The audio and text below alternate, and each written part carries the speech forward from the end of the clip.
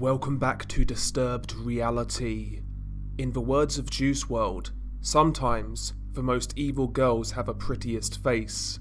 Today we talk about Yesenia Pacheco Ramirez, aka La Güera Loca, which roughly translates to the crazy blonde in English. Interestingly, this is not the first time Yesenia has been featured on my channel. A few months back, I did a video detailing the execution of 4 female Gulf Cartel members by Los Zetas. Yesenia was one of the victims in that brutal video. To be precise, she was the woman furthest to the right on the screen, and she was interrogated last, where she confirmed her full name and that she was working under orders from El Comandante Gallo in Altamira, Tamaulipas. Due to her prominent role within the Gulf Cartel, Los Zetas deemed it appropriate that she should be made to suffer the longest. The other 3 women in the video were killed brutally, but much quicker than Yesenia. The Zetas cut her throat with a machete and left her to bleed out for several minutes. She was then later beheaded and quartered. Her remains, along with the other women's, were found in an abandoned location in July 2014. Yesenia was originally from Navolato, Sinaloa. However, she was recruited by the Gulf Cartel in Tamaulipas in 2009. Like most new recruits, she started out at the very bottom rungs of the criminal organisation. Her first role within the cartel was a hawk, essentially somebody who watched and reported on what was happening in the territories occupied by the organisation. She quickly impressed her superiors, and gradually she took up arms to fight rival drug traffickers. She would go on to become a designated sicario for the Gulf Cartel.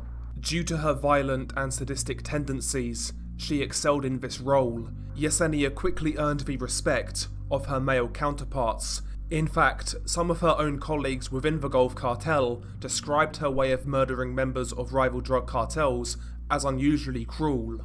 In fact, you could describe Yesenia as a trailblazer in the narco world. She was one of the first female sicarios who truly made waves. In fact, since then, many cartels have followed suit in recruiting female sicarios. Some of the most notable in recent years include Jocelyn Alejandra Nino, aka La Flaca, who also worked for the Gulf Cartel, and Claudia Ochoa Felix, who allegedly was a high-ranking leader of the murder squad Los Antrax, an armed wing of the Sinaloa cartel.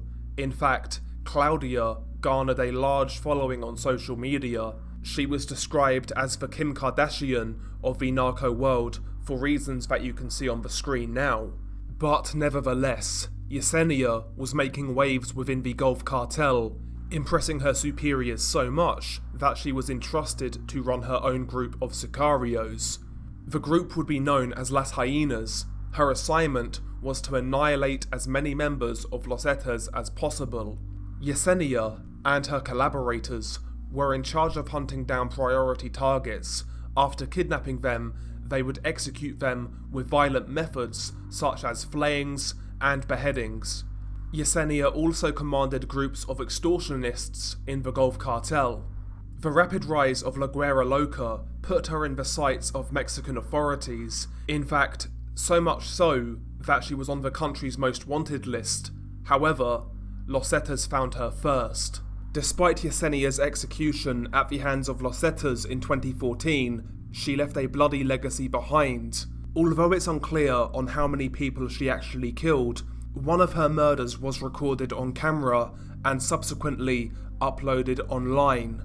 The video was uploaded in the early 2010s, some say 2011, and essentially it served as a warning and a threat to those working with Los Zetas. When you look at the time frame for when this video was released, that being the early 2010s, it correlates to when the war between Los Zetas and the Gulf Cartel was at its worst. During this time, beheading videos, torture videos were released frequently, and the murder rates for the territories where these 2 cartels were battling were nothing short of staggering.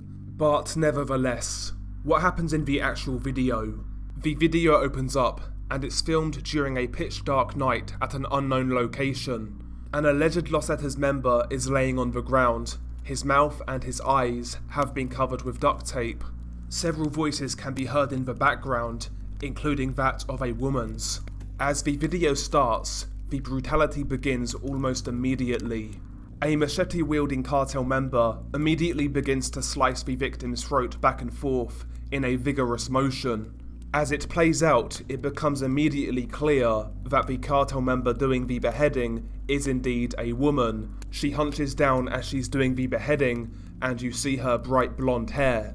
I have to stress, this isn't a quick beheading. It takes them almost 2 minutes to complete the job, and the victim was alive throughout the majority of those 2 minutes, so he had to suffer immeasurably before finally passing away. As the beheading starts, and as Güera Loca starts slicing the victim's throat, you can hear the victim try to scream, but because he's been gagged, his screams are muffled, and much like the Manuel Mendez-Leyva case, as his throat is being cut, you can hear the victim grasping for breath, and more disturbingly, you hear the blood gurgle and bubble as he's clinging onto life. As Güera Loca cuts deeper, you can hear those struggles for breath become fainter and fainter and fainter. As the video plays out, it gets to the point where Güera Loca has cut so deep that she has reached the victim's spine. At this point, she can't cut any further, so one of her colleagues completes the process. He grabs an axe and severs the victim's spine. Even during this part of the video, the victim is still alive. Even after a couple of axe blows, he's still trying to breathe. But after 4 or 5 blows, the spine has been severed. At this point, Güera Loca, she finishes the beheading and holds the head up to the camera. Although the video is very grainy, you can see her smile and pose as she's holding the head, and one of her colleagues actually refers to her as Güera Loca and then laughs. Not too much of interest is really said during this video, just usual cartel dialogue. One of the men said that these were orders from the boss, whereas another said that's what happens to those who help Los Zetas. So the usual cartel dialogue, I guess you would say. But you would be mistaken to think that the video ends there. There's more.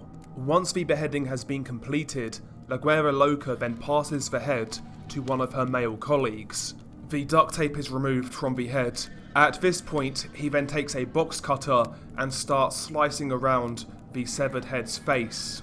This takes several minutes. You see the cartel member use the box cutter to basically get under the skin and remove the skin from the severed head. Like I said, this takes several minutes, and as he's doing it, you can hear the sound of the box cutter scraping against bone, tearing through flesh, and you can hear the skin peel as it's being removed from the severed head.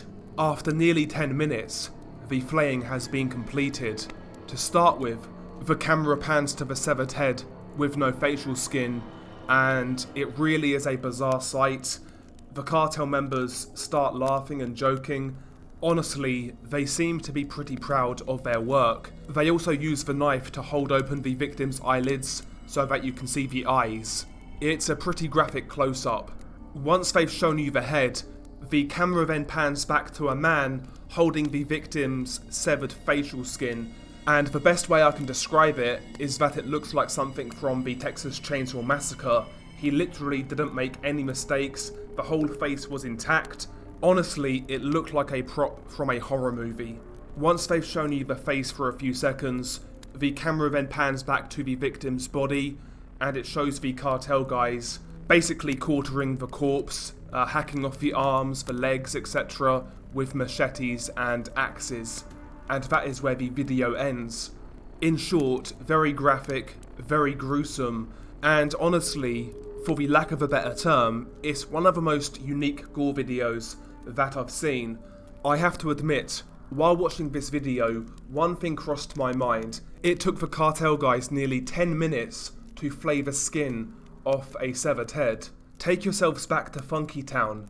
Now obviously that guy was still alive and they flayed his face. So imagine how much longer that would have taken, given there's movement, there's resistance, etc. It really doesn't even bear thinking about, quite frankly. What I'm trying to say, as bad as Funky Town is, they could have shown us a lot more. Some things are just better off in our imaginations rather than seeing them in reality. But this video in its own right was extremely graphic, and sometimes when you watch these gore videos, sometimes the videos in question have an energy of their own. It's really hard to explain, but this video just had a really eerie vibe to it, a really creepy vibe. And yeah, definitely not worth watching, but I found the backstory behind it relatively interesting, especially in regards to female sicarios. One thing I've noticed as a red-blooded male when it comes to these women, they usually are all pretty attractive. Now I wonder whether that is to create a honeypot scenario where they essentially seduce one of their rivals, they take him to a certain location, and then he's taken care of. I'm assuming that's how it works to a certain extent, but I definitely need to do more research in regards to female involvement in drug cartels, because there are some really gnarly stories out there, most of which haven't been caught on tape, but of course this one was. So I thought, why not make a video? You guys know how it is, but I hope you enjoyed the video, if you can enjoy this sort of content. Once again, I have to thank you for the support. We recently hit 180,000 subscribers, which honestly doesn't feel real. In fact, it feels surreal, quite frankly. And also thank you to all of you who have created soundtracks for my videos, channel artwork, etc. It really is appreciated. And of course, any ideas, any video topics, please feel free to comment below, or even better, contact me on Twitter, link in the description, or alternatively, drop me an email. But as always, stay safe, and I'll catch you on the next one.